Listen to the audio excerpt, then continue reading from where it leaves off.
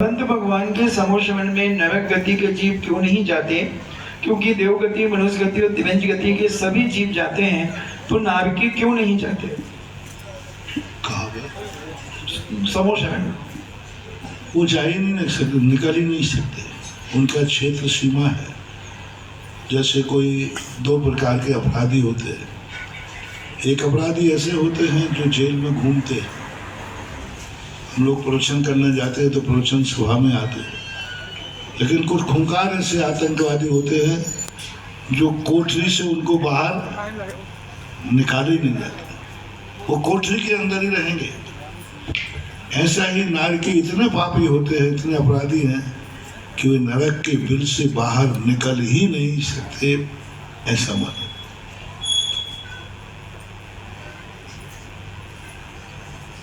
अभिषेक जैन बैरसिया से पूछते हैं, नमस्ते महाराज जी, मनुष्य और त्रियंश गति के जीव की आयु कम और देवगति और नरक गति के जीवों की आयु अधिक क्यों होती है? ऐसा क्या कारण है? क्योंकि जहाँ संयम होता है, जहाँ कल्याण के रास्ते खुले रहते हैं, वहाँ ज्यादा आयु की जरूरत नहीं होती। त्रियंश मनुष्य, त्रियंश जो है संयम धारण कर सकता है। देश संयम से मनुष्य संयम धारण हो ही सकता है, इससे ज्यादा की जरूरत नहीं। देव और नार की निधत्त निकाचित कर्म को भोगते हैं। उन्होंने ऐसा पुण्यबंध कर लिया कि अब उन्हें मोक्ष नहीं मिल सकता, उतने काल तक उन्हें पुण्य को भोगना पड़ेगा। नारकी ने इतना निधत्त निकाचित पाप किया कि वे मोक्ष नहीं जा सकते, उतने काल तक उन्हें पाप करना ही पड़ेगा। दूसरी बात है कि व्यक्ति मेरिट लिस्ट में बहुत कम लोग आते हैं। जैसे स्वामी महाराज ने समय सार की टीका में लिखा, मोक्ष उनको मिलता है जो 16 वर्णी का सोना, थोड़ा सा भी बट्टा नहीं। तो इस प्रकार के शुद्ध 16 वर्णी सोने के समान जीवों की संख्या कम होती है और बट्टे वाले सोने की संख्या ज्यादा होती है। शुद्ध सोने के आभूषण नहीं मिलते, उसमें कोई ना कोई बट्टा लगता है, और जब सोने में बट्टा लग जाता है तो उन्हें स्वर्ग मिलता है और उनकी संख्या ज्यादा है। मोक्ष जाने वालों की संख्या कम है, मोक्ष मार्ग पर चलने वालों के फेल होने की संख्या ज्यादा है। सपोज कीजिए एक इंटरव्यू है किसी IPS IAS का, किसी का, तो पास होने वाले विद्यार्थी ज्यादा हैं कि फेल होने वाले? फेल होने वाले। कोई भी इंटरव्यू निकलता है, 1000 की वैकेंसी है, 1 लाख लोगों ने फॉर्म भरे, अब 99,000 तो फेल होना ही है। लेकिन 99,000 ने पढ़ाई की है, पूरी शक्ति लगाई है। तो ऐसे जी इसी प्रकार मोक्ष मार्ग में हजारों जीव मोक्ष मार्ग में चलते हैं, लेकिन उसमें पास मात्र 608 जीव होते हैं। तो शेष लोगों ने जो इतना संयम पालन किया लेकिन पूरे 100-200 नंबर नहीं ला पाए, तो उनके लिए स्वर्ग दिया जाता है। तो उन्होंने इतना पुण्य कर लिया कि मोक्ष नहीं पा पाए, तो उनको स्वर्ग मिलना चाहिए। और वो काल बहुत बड़ा इसलिए है क्योंकि उन्होंने बहुत काल तक संयम पालन किया। इसी प्रकार अपराधियों में होता है। अपराध करने के बाद उनको व्यक्ति जब अपराध करने पर उतारू होता है तो सारी मर्यादाएं लांघ जाता है, और उन मर्यादाओं को लांघ करके वह हिंसादी कार्य करता है। तो इस प्रकार की प्रतिभा दुबे जौनपुर उत्तर प्रदेश से पूछती हैं, नमस्ते गुरुदेव, गुरुजी मैं जैन नहीं हूँ पर आप ही मेरे गुरु हैं। गुरुजी मैं जौनपुर जिले से हूँ, यहाँ कोई जैन मंदिर नहीं है, मैं मोबाइल में आपके द्वारा कराए हुए शांति धारा अभिषेक को सेव करके रखी हूँ और प्रतिदिन वहीं अपने सामने रखकर हाथ जोड़कर भावना करती हूँ कि मैं जैन मंदिर में ही हूँ। गुरुजी, मैं ऐसा करती हूँ, यह उचित है या अनुचित? आपके लिए बहुत उचित है, क्योंकि मंदिर नहीं है तो साहब जैन नहीं है, तो आपको उतना ही पुण्य लग रहा है जितना जैनी को मंदिर में पुण्य। आपको इतना पुण्य लग रहा है जितना जैनी को साक्षात जिनेन्द्र देव का अभिषेक देखने का पुण्य लग रहा है।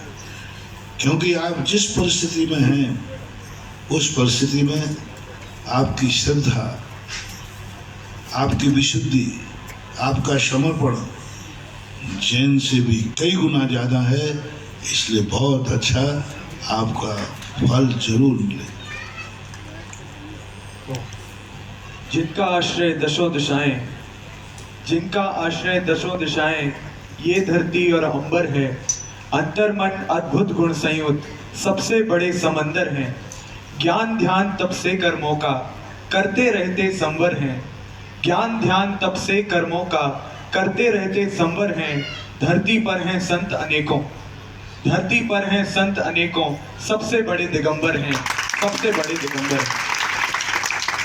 ऑनलाइन जिज्ञासा के उपरांत हम सभी बांदकपुर ग्राम भाभी पारस धाम के से यह सीधा प्रसारण जिज्ञासा समाधान का जिनवाणी, आदिनाथ, पुण्योदय, सुधा कलश आदि चैनलों पर देख रहे हैं। यहाँ उपस्थित समस्त श्रोतागणों की ओर से एवं सभी चैनलों पर जो अपने अपने घर से जो भी भक्तगण यह लाइव कार्यक्रम देख रहे हैं, उन सभी की ओर से महाराज श्री के चरणों में बारंबार नमोस्तु नमोस्तु नमोस्तु गुरुवर। आज के जिज्ञासा सत्र की शुरुआत करते हुए हम प्रथम नाम यहाँ से बुलाने जा रहे हैं श्रीमान अजित कुमार जी जैन मां साहब। वो अपनी प्रथम जिज्ञासा यहाँ पर रखेंगे और उसके बाद तैयार रहेंगी प्रतिभा स्थली की छात्रा कुमारी माही जैन।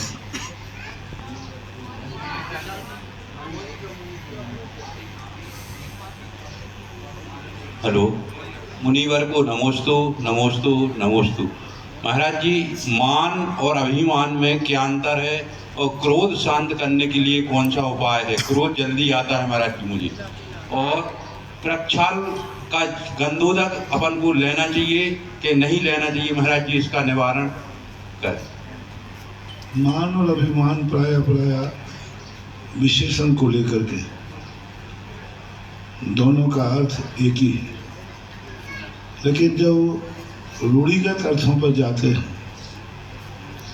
तो मान ज्ञान के अर्थ में भी आता है, अभिमान ज्ञान के अर्थ में नहीं आता।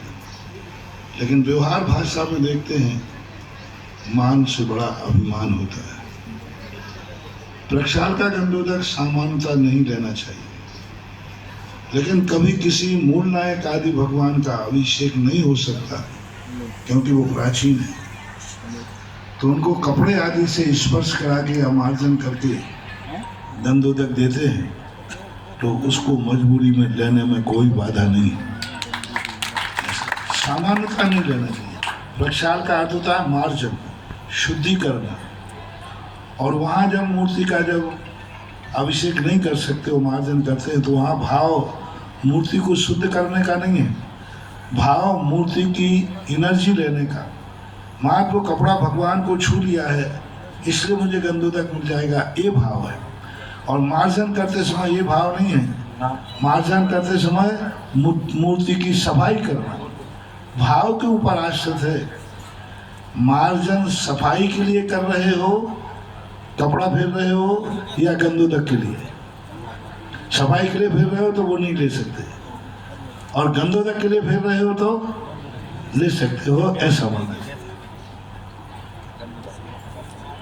कुमारी माही जैन प्रतिभा स्थली की छात्रा खड़ी हो जाए और इसके बाद तैयार रहेंगे श्रीमान ऋषभ कुमार जी जैन लालू भाई।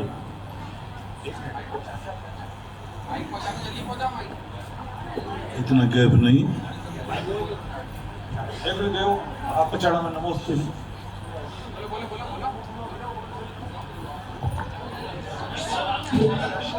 गुरुदेव हमारे के नाम हो वो आगे आ जाए करें या माइक जल्दी भेजा करें। हे गुरुदेव, मैं अल्पभक्त हूँ। गुरुदेव, मैं जब भी सामने करने बैठता हूँ माला फेरने के लिए, तो आधी माला के बाद मेरा ध्यान इधर उधर चला जाता है। मैं क्या करूँ कि मेरा ध्यान पूरा लगे। और दूसरा, मैं सुबह जब सोकर उठता हूँ तो 5, साढ़े 4, 5 बजे नींद खुल जाती है, और मैं 5:30 बजे नींद खुल जाती है, हमारी 5 बजे करीबन। लेकिन मैं उसी का सोता रहता हूँ, और कभी कभी अभिषेक भी चुक जाता हूँ। इससे निरंतराय कर्म का क्या है? पहली बात तो नोट करते समय भी तुम आदि करने के बाद छूट जाते हो? नहीं छूटते हो, तो सीधी आपकी रुचि की कमी है। आप अपनी रुचि जगाइए, और रुचि जगने से कोई बात नहीं, पूरी माला फेरोगे तो आदि में लगेगा, और आदि फेरोगे तो पाव में लगेगा। ऐसे 2 माला फेर लिया करो, 1 माला हो जाएगी। आदि उसकी बराबर है। और शाम को 5 बजे उठ जाते हो तो उठ जाना चाहिए, भक्ति पूजन पाठ आदि करना चाहिए, और मंदिर के अभिषेक को तो आना ही चाहिए। चले अगली जिज्ञासा रख रही हैं कुमारी माही जैन, प्रतिभास्थली छात्रा, और इसके बाद तैयार रहेंगे श्रीमान सुशील कुमार जी मोदी, जबलपुर। गुरुवर के चरणों में त्रिवार नमोस्तु नमोस्तु नमोस्तु। हे महाराज श्री, हम तीनों बहनें प्रतिभास्थली डोंगरगढ़ की छात्राएं हैं, और महाराज श्री हमको वहाँ पर कई प्रकार के चीज़ें बनाने और सीखने मिलती हैं, जैसे कि हथकरघा, हस्तशिल्प, और अभी ये गुरुजी के द्वारा प्रयोग में लाई गई पेड़ की छाल के द्वारा बनाई गई चटाई भी हमने बनाई। तो ये सब सीख के महाराज श्री हमें बहुत अच्छा लगता है, और हम चाहते हैं कि हम इसको आगे लेके जाएं। तो कृपया मार्गदर्शन करें कि हम इसको कैसे आगे लेके जाएं और पढ़ाई के साथ कैसे मैनेज करें। नमस्ते महाराज, नमस्ते। पढ़ाई के साथ इसको भी एक पढ़ाई का अंग मानना चाहिए। जब कोई अच्छी चीज हमारे लिए कला के रूप में आती है तो उस कला को अपने जीवन का अंग मान लेना चाहिए, और उसको अपनी दैनंदिनी में सेट करना चाहिए। पढ़ाई की समय कम मत करो, पढ़ाई को एडजस्ट करते हुए थोड़ा रुचि से पढ़ाई करो। जो पढ़ाई तुम 2 घंटे में पढ़ते हो, थोड़ा एकाग्र होकर पढ़ो तो 1 घंटे में पढ़ लोगे। 1 घंटे कला के लिए दे देना, दोनों काम हो जाएगा। अगले शंका रखेंगे श्रीमान सुशील कुमार जी मोदी, जबलपुर। हे भगवान, इसके बाद तैयार रहेंगी भगवान, सबसे पहले तो आपके जो आशीर्वाद है उस सबके लिए बहुत बहुत आभार। भगवान, एक जिज्ञासा थी कि आपकी प्रेरणा से सभी जगह अभिषेक शांति धारा हो रहा है, बहुत सारे लोग इसको करना चाहते हैं, लेकिन अभिषेक की तैयारी, परिमार्जन, प्रक्षाल और मंदिर की सफाई में लोग उतना रुचि नहीं दिखाते हैं। तो इसका क्या पुण्य उनको मिलेगा अगर जो करेंगे, ताकि ज़्यादा से ज़्यादा लोग इस व्यवस्था में शामिल हो सकें? भगवान के अभिषेक का जो पुण्यबंध होता है, वह पुण्यबंध परमार्थ के लिए कारण होता है, और मार्जन जो करता है उसके लिए, जो मार्जन भगवान की सफाई करता है उसके लिए सुंदर नाम कर्म का बंध होता है। भगवान का मार्जन करना फॉरेन एंड लवली, गोरे होने की क्रीम, क्योंकि उस समय भाव आ रहा है कि मेरा भगवान स्वच्छ हो, निर्मल हो, बहुत एकदम चमकदार हो, तो उस समय कर्म का बंध उसके लिए ऐसा ही बंद होता है।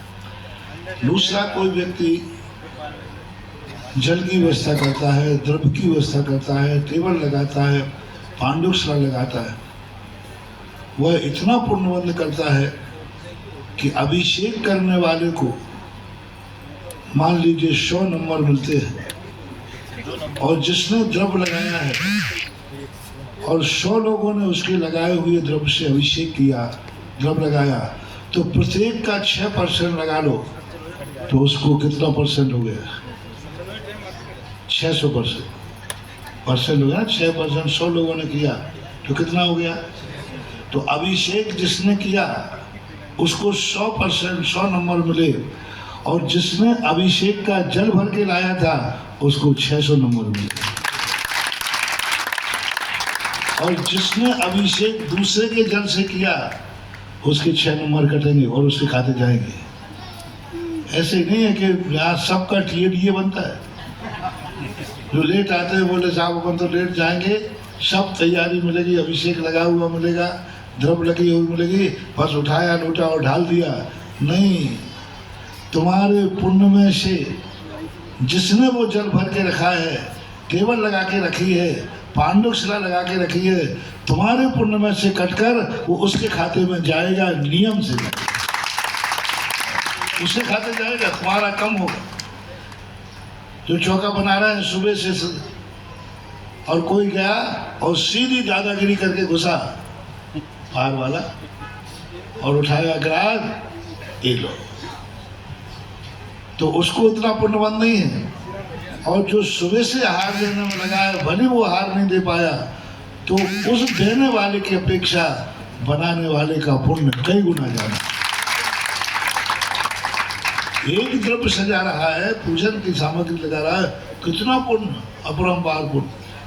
यदि वो अभिषेक नहीं भी कर पाया और जल भर के रख दिया, तो भी अभिषेक करने वाले से उसका विशुद्ध भाव ज़्यादा है, परोपकार भाव ज़्यादा है। वह व्यक्ति सम्यक दृष्टि प्राप्त कर रहा है और व्यवस्था करने वाला दर्शन विशुद्धि प्राप्त कर रहा है। और दर्शन विशुद्धि विशेष पुण्य को निधत्त निकाचित बनाती है। जो स्वयं के लिए धर्म कर रहा है और दूसरों के लिए जो धर्म करने की व्यवस्था कर रहा है, ऐसे लोग ही बहुत बड़े स्तर पर जब काम करते हैं तो तीर्थंकर प्रकृति का बंद कर लेते हैं। तो स्वयं के लिए नहीं, दूसरों के लिए कर रहा है, नहीं मैं तो करूँगा लेकिन दूसरे भी धर्म करें, ये बहुत बड़ी बात है। बहुत सुंदर उत्तर मुनिश्री के द्वारा हमें प्राप्त हुआ। दुनिया के सारे कंप्यूटर फेल हो सकते हैं, मगर कर्मों का कंप्यूटर कभी फेल नहीं हो सकता। अगले जिज्ञासा के रूप में कुमारी मोनिका जैन प्रतिभास्थली की छात्रा बांधकपुर से अपना प्रश्न रख रही हैं। उसके बाद तैयार रहेंगे श्री सचिन जी भाई पेपरिया। प्रतिभास्थली परिवार की ओर से नमोस्तु महर्षि। महर्षि, मेरा प्रश्न ये है कि कुछ लोग ऐसे होते हैं जो अदर कास्ट के होते हैं, परंतु उनकी भावनाएं बहुत अच्छी होती हैं और वे जन जन को मानते हैं, क्या वे दीक्षा नहीं ले सकते? दीक्षा लेना, पूजन अभिषेक करना, हार देना, इनके संबंध में बहुत सारी बातें सामने आती हैं। उनके लिए भावनात्मक धर्म करने में आपत्ति नहीं। इस प्रकार से करने में धर्म परिवर्तन करने का आरोप आ सकता है। दूसरी समाज से विद्रोह में आ सकती है और कानून की दृष्टि से भी कई बार ऐसी दिक्कत आगे जाके आ सकती है। तो इन सब चीज़ों पर भावना ही नहीं देखी जाती। यद्यपि शुद्धम लोक विरुद्धम न करणीयम न आचरणीयम, ठीक है उनकी भावना शुद्ध है, लेकिन समाज और लोक के विरुद्ध है तो उन कार्य को रोका जाएगा। नीति है यद्यपि शुद्धम लोक विरुद्धम, सही कार्य है, कोई गलत नहीं है, लेकिन लोक के विरुद्ध है। इसी प्रकार उसकी भावना सही है, लेकिन लोक विरुद्ध, सामाजिक विरुद्ध होने से उस पर विचार किया जाना चाहिए। बहुत सुंदर उत्तर। अब भाई सचिन जैन अपनी जिज्ञासा रख रहे हैं और उसके बाद तैयार रहेंगी श्रीमती मोना जी डबलिया जबलपुर। गुरुदेव के चरणों में प्रवाह नमोस्तु गुरुदेव, नमोस्तु गुरुदेव, नमोस्तु गुरुदेव। मेरी जिज्ञासा है गुरुदेव, यहाँ से 3 किलोमीटर की दूरी पर एक अधिसंगादी पर्यटकनी मंदिर है और वहाँ पर एक धर्मी समाज है महाराज जी, और हम लोग भी यहाँ पर शिफ्ट हो चुके हैं और वहाँ पर कोई भी नहीं है। हम लोग यहाँ से जाते हैं डेली अभिषेक करने के लिए और हम लोग चाहते हैं कि यहाँ से 8-10 लोग वहाँ पर जाने का कष्ट करें और ऐसी कोई टीम बन जाए कि वहाँ पर जाएं। और महाराज जी आप निर्देशन दें जैसा करें। इसके लिए पहले आप अपनी समाज की, यहाँ की समाज से संपर्क करें और हमारी जानकारी में अभी वो नहीं है किस हालत में है, किस रूप में है, कैसी स्थितियाँ हैं, उन सब पर विचार करने के लिए यदि यहाँ की समाज मीटिंग में लेकर मेरे से सलाह लेती है तो मैं बहुत अच्छी व्यवस्था भी और सलाह दे सकता हूँ। क्योंकि जब तक समाज की रुचि नहीं हो, समाज को वेदना नहीं हो, तब तक मेरे कहने का कोई प्रभाव नहीं पड़ेगा। क्या बांधक समाज वहाँ की दुर्दशा से दुखी है? क्या बांधक समाज वहाँ के अतिशय से प्रभावित है? क्या बांधक समाज को आपने प्रभावित किया है? ये 3 कार्य आप कर लीजिए मैं बहुत अच्छी व्यवस्था बनवा दूंगा। महाराज जी के चरणों में नमोस्तु नमोस्तु नमोस्तु। महाराज जी, यदि कोई व्यक्ति मंदिर जी में अभिषेक, शांति धारा या पूजन पाठ कर रहा हो और अचानक से उसका मरण हो जाए तो उसका ऐसा कौन सा प्रबल पुण्य होता है कि मंदिर जी में उसका मरण हो गया? बहुत बड़ा पुण्य का उदय है। हमारे पूज्यपाद स्वामी ने भक्ति के अंदर लिखा, उन्होंने भगवान से वरदान मांगा कि भगवान मुझे कुछ नहीं चाहिए, बस मेरा मरण कहाँ हो। गुरु मूले यति निचिते चैत्र सिद्धांत वाद सदगोसे मम भवत जन्म मरणे समन्वितम मरण। हे भगवान, मेरा मरण कब हो, कहाँ हो? जहाँ साधुओं का समूह हो, और क्या हो, मंदिर हो, और मंदिर में साधुओं के द्वारा प्रवचन चल रहा हो, ऐसे समय पर मेरा मरण होना चाहिए। इससे सिद्ध होता है कि ये भाग्यशाली है। अभी 2 दिन पहले अजमेर में ऐसे एक भाग्यशाली का मरण हुआ, सुनील करके, गदिया करके परिवार का। महाराज को पड़कारा, उसकी आवाज भी मैंने सुन ली। महाराज को पड़कारा, नमोस्तु नमोस्तु नमोस्तु। और काकताली न्याय से उस दिन का नमोस्तु में इतना प्रभाव था, कई दिन से बड़े महाराज के हार नहीं हो रहे। उस दिन की नमोस्तु में इतना आकर्षण, इतना पुण्य था उसका तेज कि ठीक वहाँ जो आचार्य थे वो पड़गान में आ गए और पड़गान करके खुशी खुशी ले जा रहा है। और चलते धोती दुपट्टा है, महाराज आगे है, वो पीछे पीछे चल रहा है। धीरे से पीछे चलते चलते आयु खत्म हुई, महाराज आगे चले गए और वो ऊपर चला गया। महाराज आगे जा रहे, चले जा रहे, वो पीछे चल रहा था और पीछे पीछे रहते ही बस उसके आयु के निश्चय खत्म हो गए। कितना पुण्य, कितना भाग्यशाली है। मरना तो सबको है, जवानी में भी मर जाते, अकाल में भी मर जाते। कोई व्यापार करने जा रहा है, कोई बारात में जा रहा है, जवान भी मरते हैं, घर उजड़ जाते हैं, परिवार अनाथ हो जाते हैं।